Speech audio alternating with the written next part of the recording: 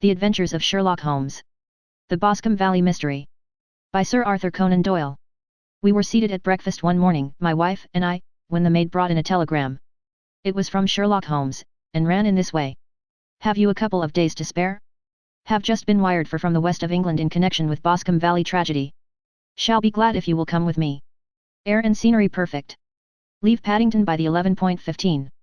What do you say, dear? Said my wife, looking across at me. Will you go? I really don't know what to say. I have a fairly long list at present. Oh, Aunt Truther would do your work for you.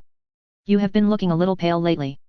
I think that the change would do you good, and you are always so interested in Mr. Sherlock Holmes's cases. I should be ungrateful if I were not, seeing what I gained through one of them, I answered. But if I am to go, I must pack at once, for I have only half an hour. My experience of camp life in Afghanistan had at least had the effect of making me a prompt and ready traveler. My wants were few and simple, so that in less than the time stated I was in a cab with my valise, rattling away to Paddington Station. Sherlock Holmes was pacing up and down the platform, his tall, gaunt figure made even gaunter and taller by his long grey travelling cloak and close-fitting cloth cap. It is really very good of you to come, Watson, said he. It makes a considerable difference to me, having someone with me on whom I can thoroughly rely. Local aid is always either worthless or else biased. If you will keep the two corner seats I shall get the tickets.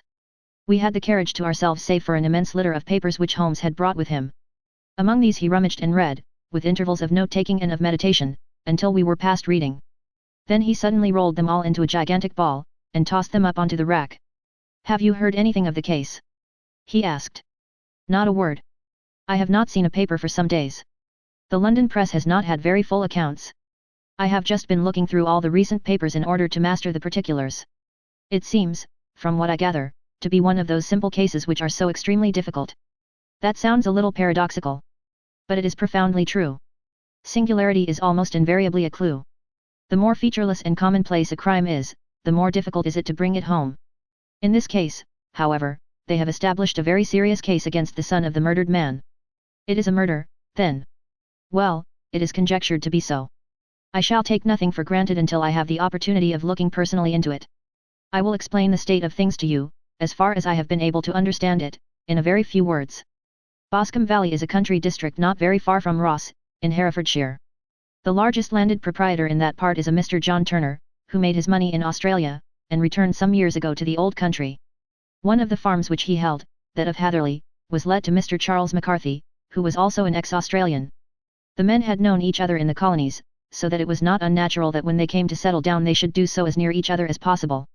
Turner was apparently the richer man, so McCarthy became his tenant, but still remained, it seems, upon terms of perfect equality, as they were frequently together.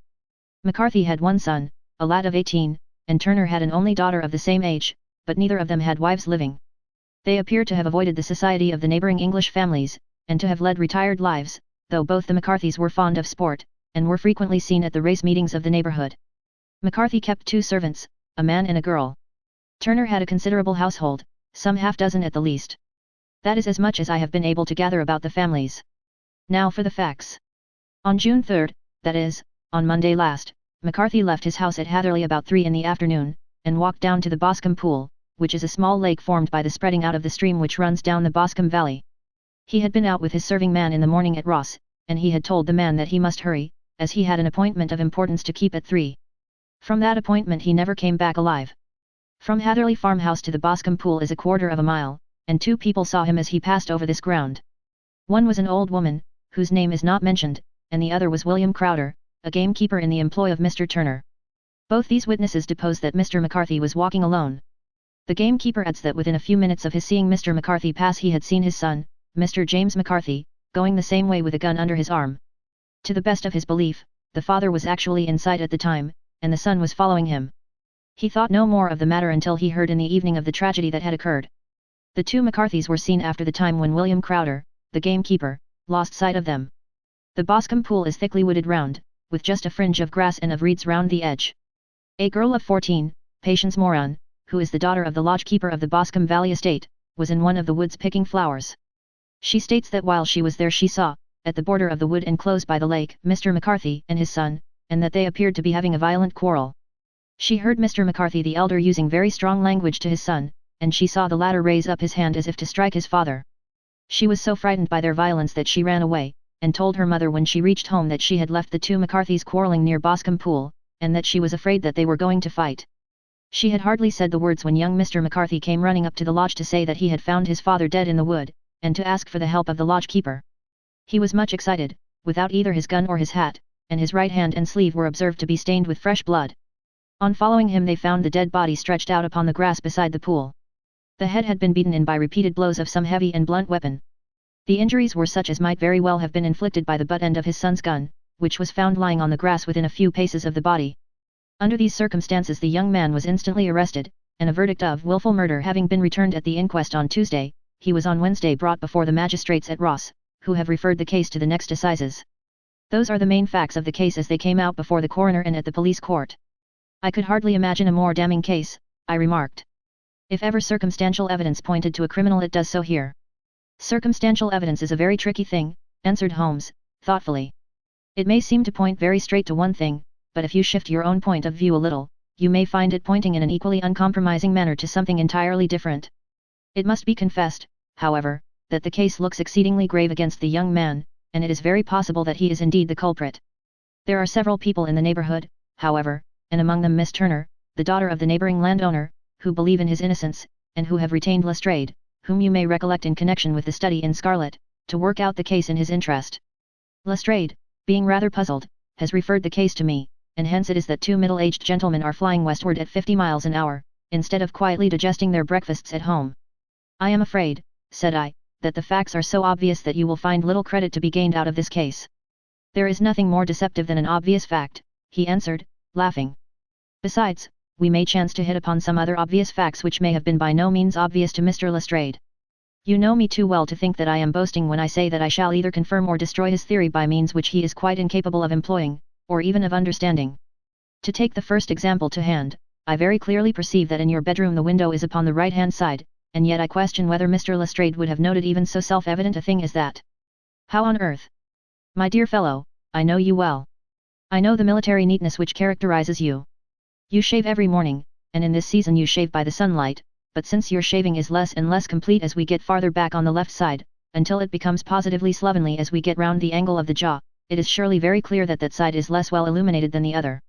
I could not imagine a man of your habits looking at himself in an equal light, and being satisfied with such a result. I only quote this as a trivial example of observation and inference. Therein lies my métier, and it is just possible that it may be of some service in the investigation which lies before us. There are one or two minor points which were brought out in the inquest, and which are worth considering. What are they? It appears that his arrest did not take place at once, but after the return to Hatherley Farm. On the inspector of constabulary informing him that he was a prisoner, he remarked that he was not surprised to hear it, and that it was no more than his deserts. This observation of his had the natural effect of removing any traces of doubt which might have remained in the minds of the coroner's jury. It was a confession, I ejaculated. No, for it was followed by a protestation of innocence. Coming on the top of such a damning series of events, it was at least a most suspicious remark. On the contrary, said Holmes, it is the brightest rift which I can at present see in the clouds. However innocent he might be, he could not be such an absolute imbecile as not to see that the circumstances were very black against him. Had he appeared surprised at his own arrest, or feigned indignation at it, I should have looked upon it as highly suspicious, because such surprise or anger would not be natural under the circumstances, and yet might appear to be the best policy to a scheming man. His frank acceptance of the situation marks him as either an innocent man, or else as a man of considerable self-restraint and firmness. As to his remark about his deserts, it was also not unnatural if you consider that he stood beside the dead body of his father, and that there is no doubt that he had that very day so far forgotten his filial duty as to bandy words with him, and even, according to the little girl whose evidence is so important, to raise his hand as if to strike him. The self-reproach and contrition which are displayed in his remark appear to me to be the signs of a healthy mind, rather than of a guilty one. I shook my head. Many men have been hanged on far slighter evidence, I remarked. So they have. And many men have been wrongfully hanged. What is the young man's own account of the matter? It is, I am afraid, not very encouraging to his supporters, though there are one or two points in it which are suggestive. You will find it here, and may read it for yourself. He picked out from his bundle a copy of the local Herefordshire paper, and having turned down the sheet, he pointed out the paragraph in which the unfortunate young man had given his own statement of what had occurred. I settled myself down in the corner of the carriage, and read it very carefully. It ran in this way. Mr. James McCarthy, the only son of the deceased, was then called, and gave evidence as follows, I had been away from home for 3 days at Bristol, and had only just returned upon the morning of last Monday, the 3rd. My father was absent from home at the time of my arrival, and I was informed by the maid that he had driven over to Ross with John Cobb, the groom. Shortly after my return I heard the wheels of his trap in the yard, and, looking out of my window, I saw him get out and walk rapidly out of the yard, though I was not aware in which direction he was going. I then took my gun, and strolled out in the direction of the Boscombe pool, with the intention of visiting the rabbit warren which is upon the other side.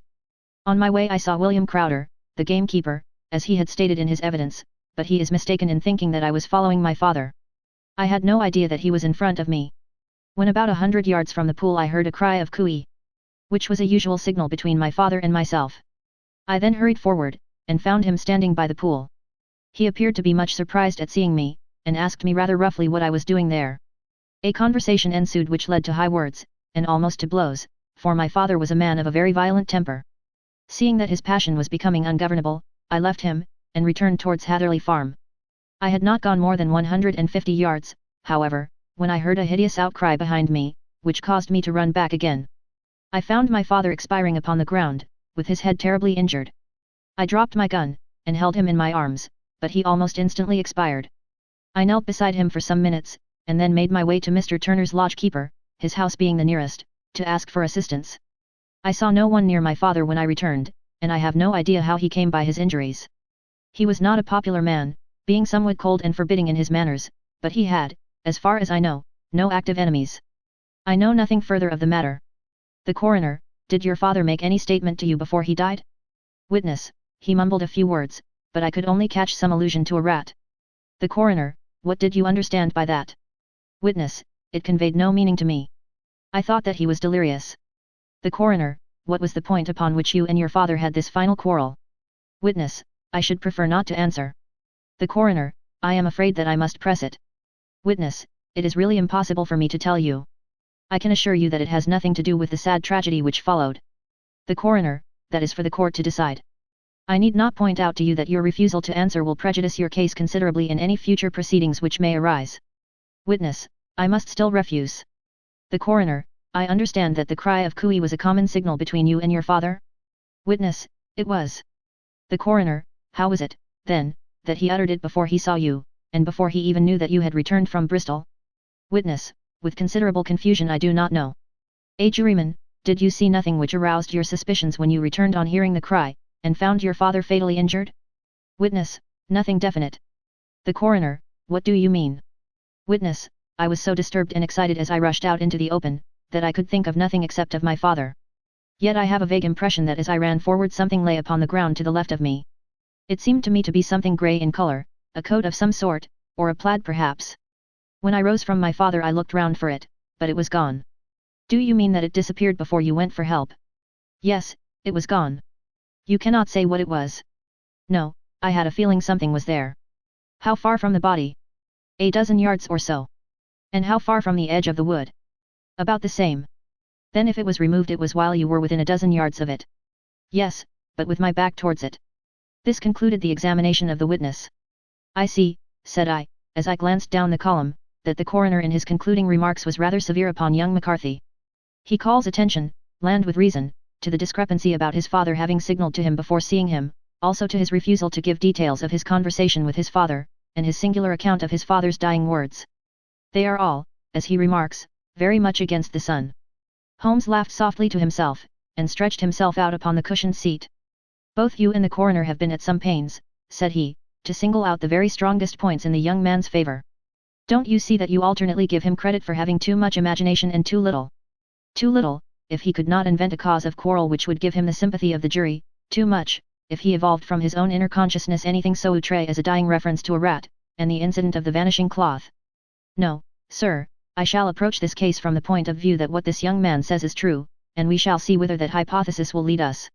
And now here is my pocket Petrarch, and not another word shall I say of this case until we are on the scene of action. We lunch at Swindon, and I see that we shall be there in 20 minutes.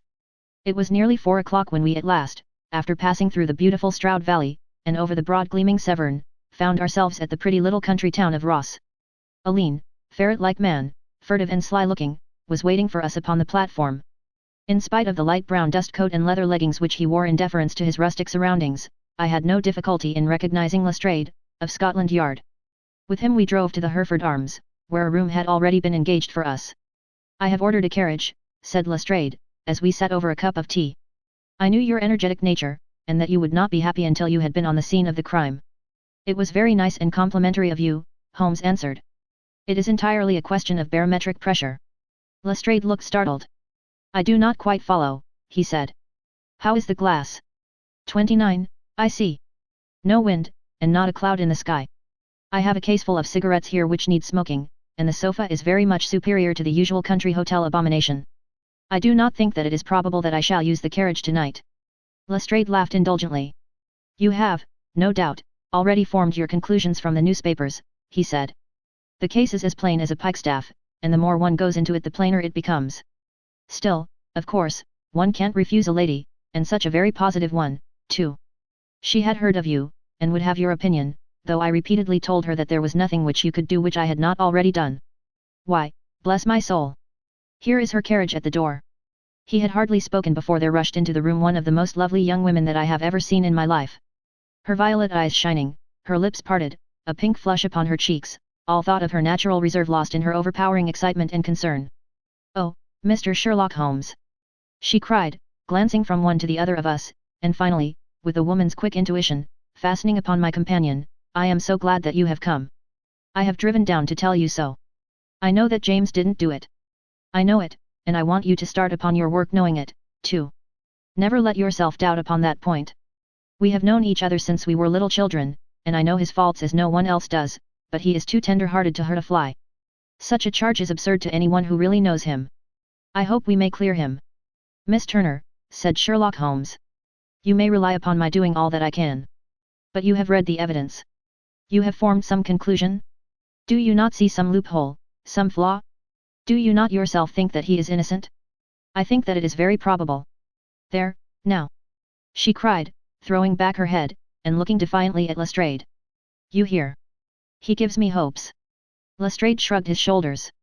I am afraid that my colleague has been a little quick in forming his conclusions, he said. But he is right. Oh! I know that he is right. James never did it. And about his quarrel with his father, I am sure that the reason why he would not speak about it to the coroner was because I was concerned in it. In what way? Asked Holmes. It is no time for me to hide anything. James and his father had many disagreements about me. Mr. McCarthy was very anxious that there should be a marriage between us. James and I have always loved each other as brother and sister, but of course he is young, and has seen very little of life yet, and, well, he naturally did not wish to do anything like that yet. So there were quarrels, and this, I am sure, was one of them. And your father? Asked Holmes. Was he in favor of such a union? No, he was averse to it also. No one but Mr. McCarthy was in favor of it. A quick blush passed over her fresh young face as Holmes shot one of his keen, questioning glances at her. Thank you for this information, said he. May I see your father if I call tomorrow? I am afraid the doctor won't allow it. The doctor? Yes, have you not heard? Poor father has never been strong for years back, but this has broken him down completely. He has taken to his bed, and Dr. Willows says that he is a wreck, and that his nervous system is shattered. Mr. McCarthy was the only man alive who had known Dad in the old days in Victoria. Ha! In Victoria? That is important. Yes, at the mines. Quite so, at the gold mines, where, as I understand, Mr. Turner made his money. Yes, certainly. Thank you. Miss Turner. You have been of material assistance to me. You will tell me if you have any news tomorrow. No doubt you will go to the prison to see James. Oh, if you do, Mr. Holmes, do tell him that I know him to be innocent. I will, Miss Turner. I must go home now, for Dad is very ill, and he misses me so if I leave him. Goodbye, and God help you in your undertaking. She hurried from the room as impulsively as she had entered, and we heard the wheels of her carriage rattle off down the street. I am ashamed of you, Holmes, said Lestrade, with dignity, after a few minutes' silence. Why should you raise up hopes which you are bound to disappoint? I am not over-tender of heart, but I call it cruel. I think that I see my way to clearing James McCarthy, said Holmes. Have you an order to see him in prison? Yes, but only for you and me. Then I shall reconsider my resolution about going out. We have still time to take a train to Hereford and see him tonight. Ample. Then let us do so. Watson, I fear that you will find it very slow, but I shall only be away a couple of hours. I walked down to the station with them, and then wandered through the streets of the little town, finally returning to the hotel, where I lay upon the sofa and tried to interest myself in a yellow-backed novel.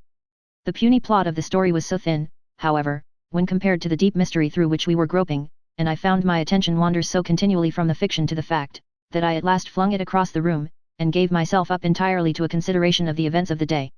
Supposing that this unhappy young man's story was absolutely true, then what hellish thing, what absolutely unforeseen and extraordinary calamity could have occurred between the time when he parted from his father, and the moment when, drawn back by his screams, he rushed into the glade? It was something terrible and deadly. What could it be? Might not the nature of the injuries reveal something to my medical instincts?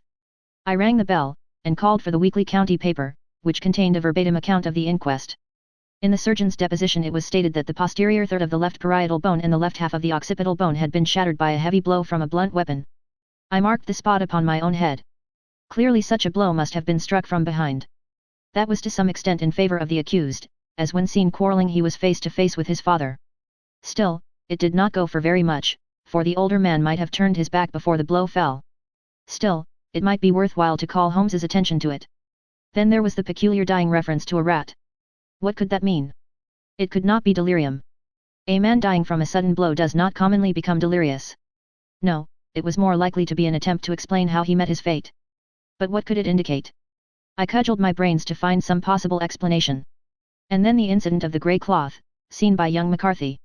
If that were true, the murderer must have dropped some part of his dress, presumably his overcoat, in his flight, and must have had the hardihood to return and to carry it away at the instant when the son was kneeling with his back turned not a dozen paces off.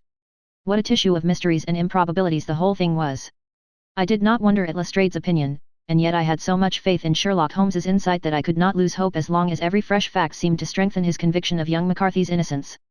It was late before Sherlock Holmes returned. He came back alone, for Lestrade was staying in lodgings in the town. "The glass still keeps very high," he remarked, as he sat down. "It is of importance that it should not rain before we are able to go over the ground. On the other hand, a man should be at his very best and keenest for such nice work as that, and I did not wish to do it when fagged by a long journey. I have seen young McCarthy." "And what did you learn from him?" "Nothing." "Could he throw no light?" "None at all. I was inclined to think at one time that he knew who had done it, and was screening him or her, but I am convinced now that he is as puzzled as everyone else. He is not a very quick-witted youth, though comely to look at, and, I should think, sound at heart. I cannot admire his taste," I remarked, "if it is indeed a fact that he was averse to a marriage with so charming a young lady as this Miss Turner. Ah, thereby hangs a rather painful tale. This fellow is madly, insanely in love with her, but some 2 years ago, when he was only a lad, and before he really knew her, for she had been away 5 years at a boarding school, what does the idiot do but get into the clutches of a barmaid in Bristol, and marry her at a registry office? No one knows a word of the matter, but you can imagine how maddening it must be to him to be upbraided for not doing what he would give his very eyes to do, but what he knows to be absolutely impossible. It was sheer frenzy of this sort which made him throw his hands up into the air when his father, at their last interview, was goading him on to propose to Miss Turner. On the other hand, he had no means of supporting himself, and his father, who was by all accounts a very hard man, would have thrown him over utterly had he known the truth. It was with his barmaid wife that he had spent the last 3 days in Bristol, and his father did not know where he was. Mark that point. It is of importance.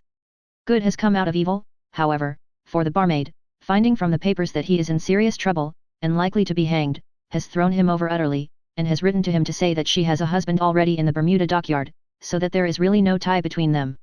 I think that that bit of news has consoled young McCarthy for all that he has suffered.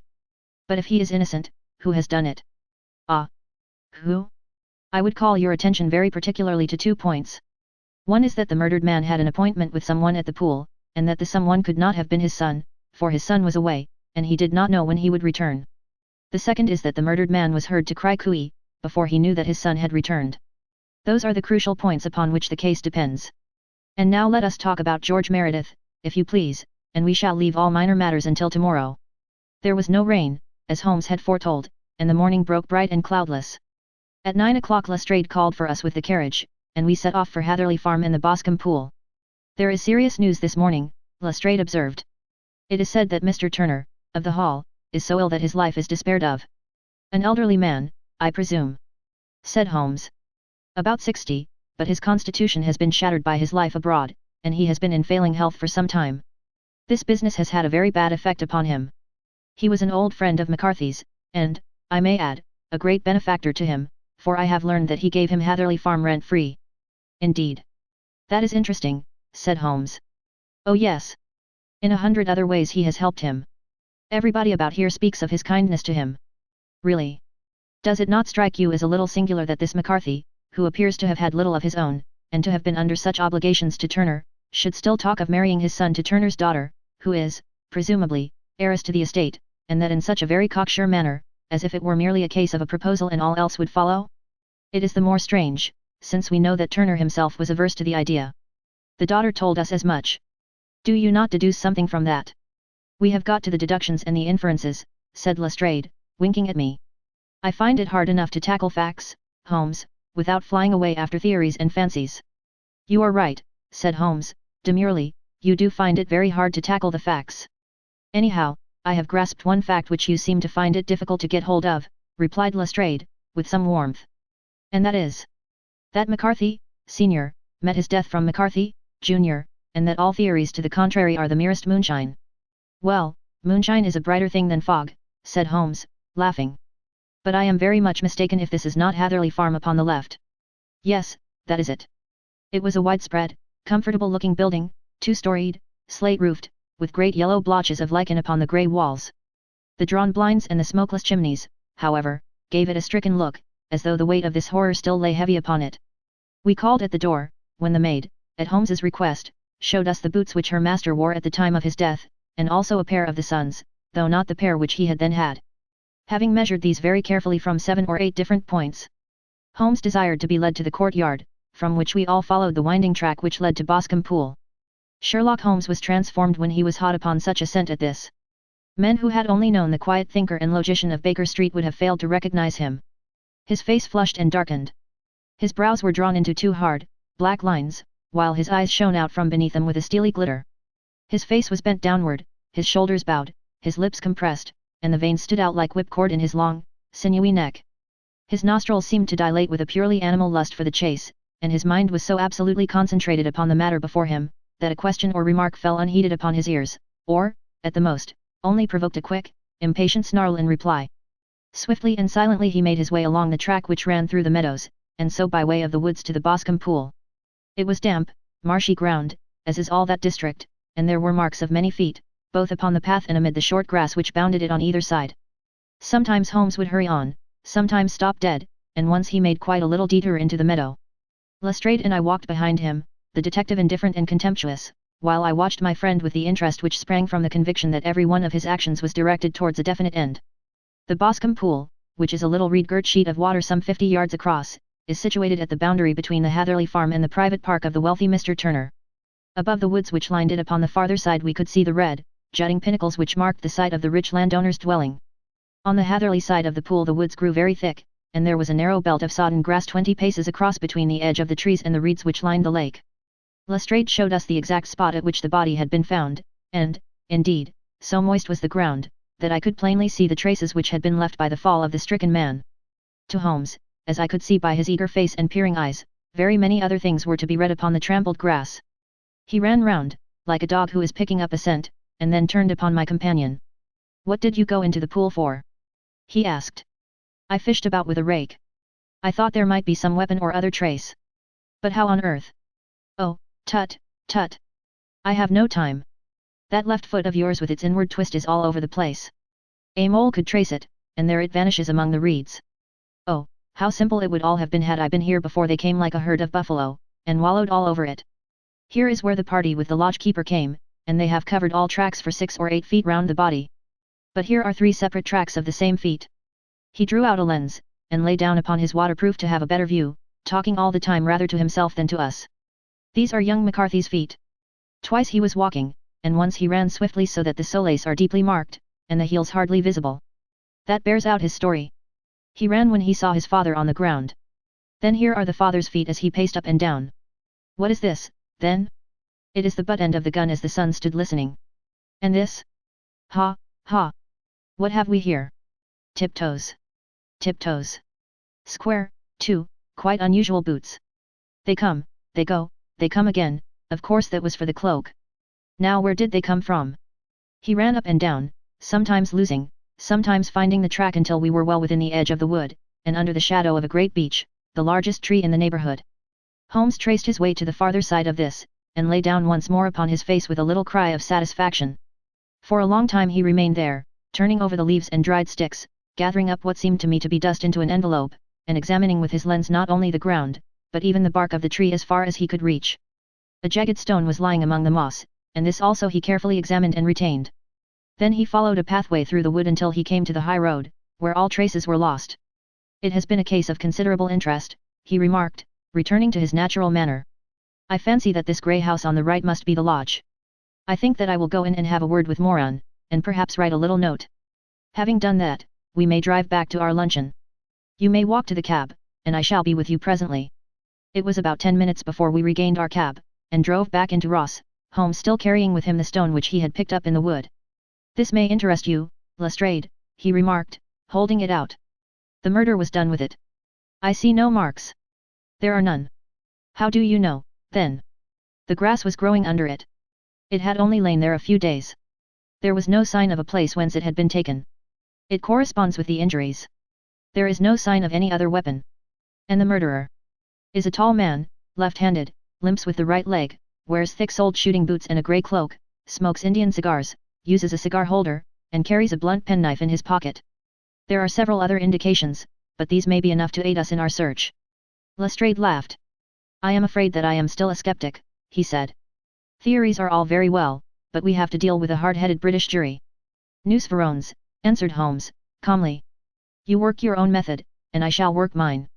I shall be busy this afternoon, and shall probably return to London by the evening train." "And leave your case unfinished?" "No, finished. But the mystery. It is solved."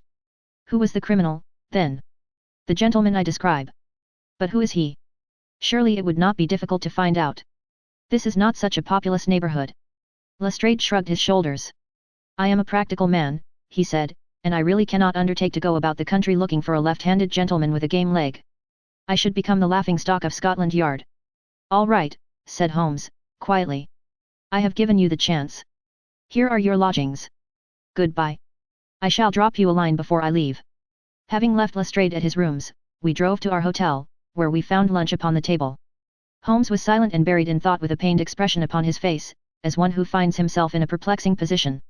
"Look here, Watson," he said, when the cloth was cleared, "just sit down in this chair and let me preach to you for a little. I don't quite know what to do, and I should value your advice. Light a cigar, and let me expound." "Pray do so."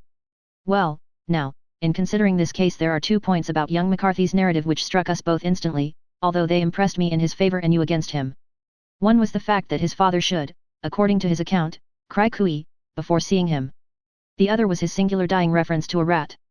He mumbled several words, you understand, but that was all that caught the son's ear.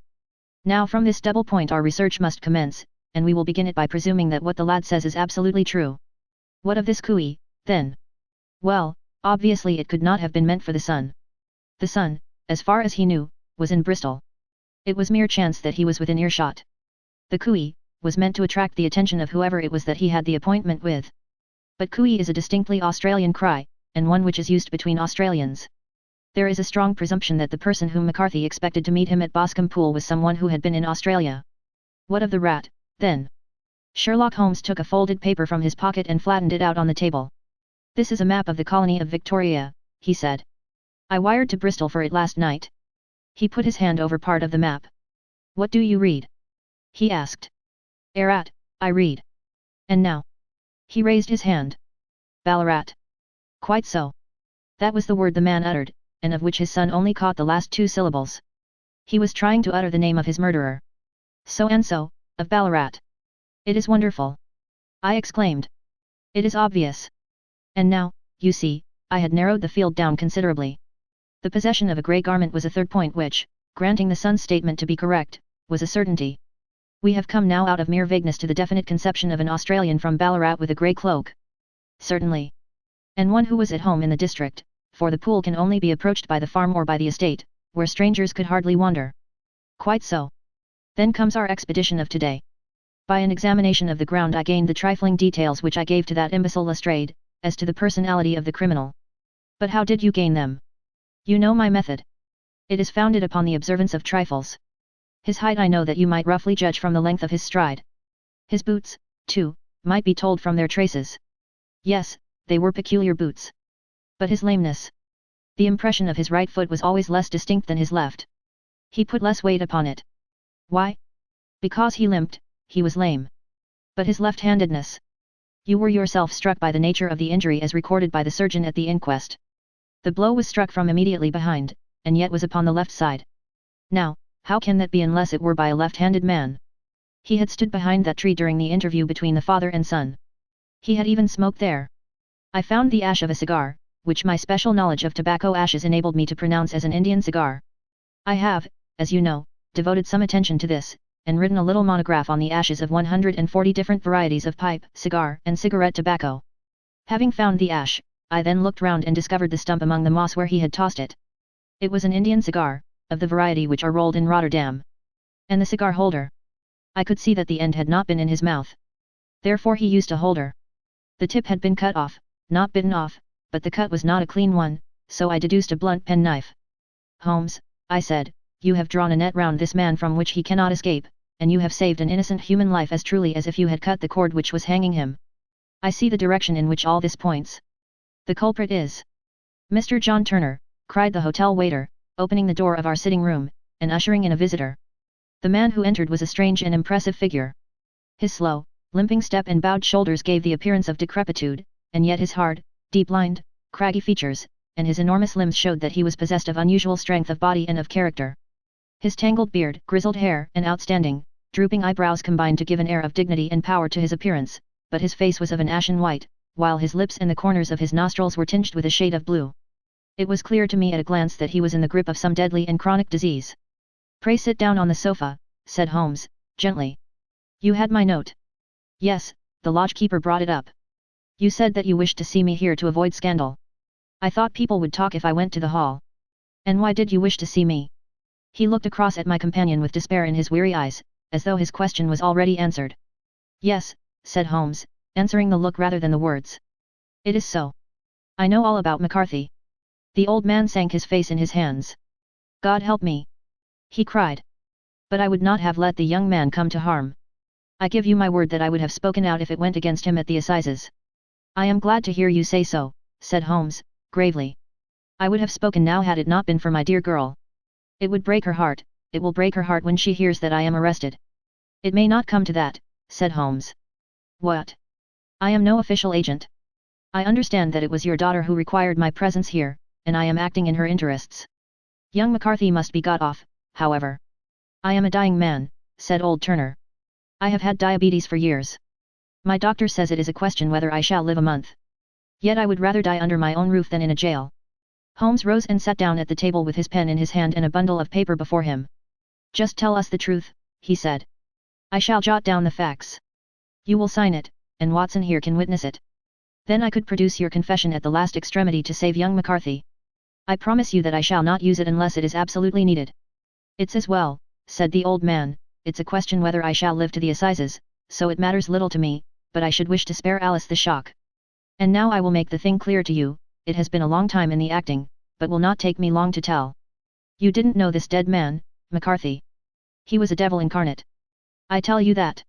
God keep you out of the clutches of such a man as he. His grip has been upon me these 20 years, and he has blasted my life. I'll tell you first how I came to be in his power.